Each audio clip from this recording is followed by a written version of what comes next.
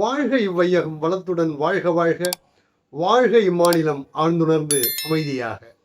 அன்பர்களே, ஏப்ரல் 3 சினம் எழாத மனம் என்பது குறித்து பேசுகிறார் தத்துவஞானி வேதாத்ரி மாமுனி அவர்கள் இன்றைய வாழ்க்கை மலரில். சினம் எழாத மனமே ஞானம் பெற்றதற்கான அளவுகோல் என்று அருள் தந்தை அவர்கள் குறிப்பிடுகிறார்கள். நான் என்ன சொல்கிறேன் என்றால், அந்த அளவிற்கு கூட வேண்டாம்.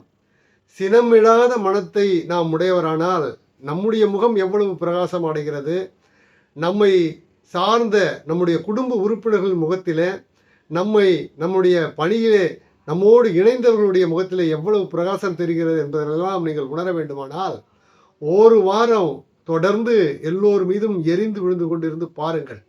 அப்போது தெரியும் அந்த இருளிலே இந்த வெளிச்சத்தின் அருமை என்று நான் அழகாக சொல்லுகிறேன். அதனை நீங்கள் எடுத்துக்கொள்ளுங்கள். ஏனென்று சொன்னால், உண்மையில் சினங்கொள்ளாத மனத்திடம்தான் எல்லோரும் பழக விரும்புகிறார்கள். எரிந்து விழுந்து எதையும் சாதிக்கவே முடியாது என்பதுதான் உண்மை. அதனால்தான் அருள் தந்தை அவர்கள் சொல்கிறார்கள், சினம் எழாத மனத்தினை நீங்கள் பெற வேண்டும். பெறுவதற்கு ஒரு வாரத்திற்கு ஒரு முறை அல்லது ஒரு மாதத்திற்கு ஒரு முறை தன்னையே தற்சோதனை செய்து கொள்வது பார்ப்பது என்பதெல்லாம் இயலாது. சினத்தை தவிர்ப்பதற்கு கணம் கணம் நீங்கள் உங்களை தற்சோதனை செய்து பார்த்து கொண்டே இருக்க வேண்டும். கடந்த நிமிடத்தில், கடந்த கணத்தில் நான் செய்தது சரியா, என்னுடைய மனநிலை சரியா, அந்த சினம் எழுந்ததற்கான காரணம் என்ன என்பது பற்றியெல்லாம் தொடர்ந்து சிந்தித்து கொண்டே இருக்க வேண்டும். தொடர்ந்து சிந்தித்து சினம் எழாமல் இருப்பதற்கான முயற்சிகளை எடுக்க வேண்டும். எடுத்த முயற்சிகளில் எந்த அளவு வெற்றி பெற்றிருக்கிறோம் என்பதனை தொடர்ந்து ஆய்வு செய்து கொண்டே இருக்க வேண்டும்.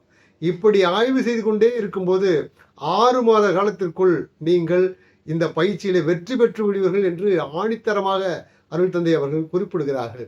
எனவே சினமெழாத மனம் பெற்றால் எவ்வளவு வெற்றி வரும் நமக்கு என்பதை நீங்கள் அனுபவபூர்வமாக பார்ப்பீர்கள்.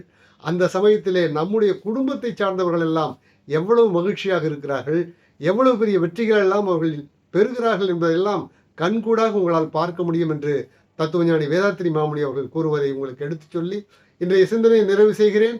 வாழ்க வளமுடன். மகிழ்ச்சி.